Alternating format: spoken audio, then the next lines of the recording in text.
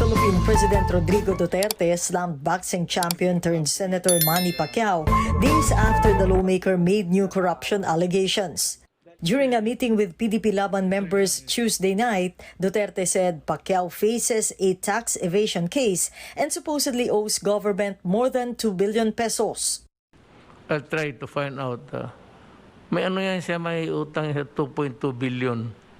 Not because gusto ko siyang habulin, ayaw ko. But sabi kasi niya corrupt. Di, kung corrupt kami, di, ikaw, when you cheat government, you are a corrupt official. Pacquiao, who is training in the United States for his August fight, has yet to respond to Duterte's latest tirade. And as if taunting his political opponents, the chief executive said he is now seriously thinking of running for vice president next year. He said the candidate who will win as president in the polls must be someone he can work with. If I run for vice president, tapos ang presidenteng na-elect, hindi ko kaibigan, the situation would arise na sabi ko, I would remain an inutil thing there. Kasi pag wala kang sa presidente, suporta, wala ka talaga. Ito ang dilemma ko with the present crop of candidates now. Baka ang alternative niyan siguro, gusto mo si Bongo ang tinutukoy mo.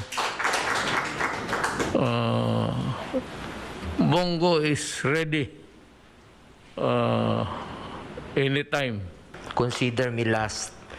I am not interested to run for the presidency. Yung tira na lang po yung akin kung wala na talaga kayong ibang mahanap.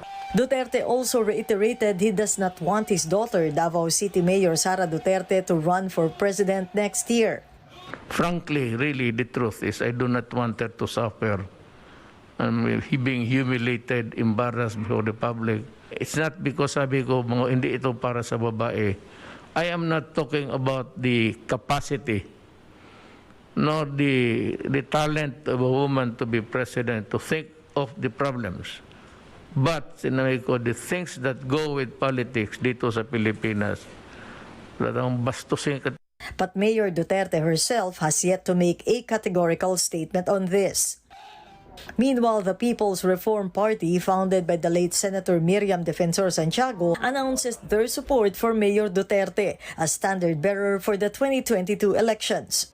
As party president, I want to state that we in the People's Reform Party believe that Mayor Sara Duterte can continue the advocacies and principles of former Senator Miriam Defensor Santiago. The PRP and the HNP share many things in common. The programs of government of both parties focus on reforms, discipline, leadership, and fighting corruptions in government. Mayor Sara was not present during Wednesday's event and has refused to comment on the PRP endorsement. Like Mayor Sara's supporters, the Liberal Party is also waiting for Vice President Leni Robredo's acceptance of their offer to be their standard-bearer. Si Vice President Leni ang ating pambato. Although, sabi nga, she has not decided yet, but she is our, sabihin na nating bet if she finally decides. At sana mag-decide siya na tumakbo dahil naniniwala tayo na meron siyang kapasidad at kakayahan. The LP will only discuss the chances of former Senator Antonio Trillanes IV and other potential replacements if Robredo formally junks their offer. Pangilinan says the LP is now trying to form alliances with Senators Vicente Soto III, Panfilo Lacson, Grace Poe, Nancy Binay, and Joel Villanueva, and House Deputy Speaker Loren Legarda, Sorsogon Governor Cheese Escudero, and Manila Mayor Isko Moreno. Politics is the art of the possible, di ba? What if we all agree to set aside our differences and say that because COVID is the #1 challenge for the next, for the next administration, and the economic crisis will not get better before it gets, sabi nga na, will get worse before it gets worse. we have to come together, agree on a common agenda. Sharian Torres, ABS-CBN News.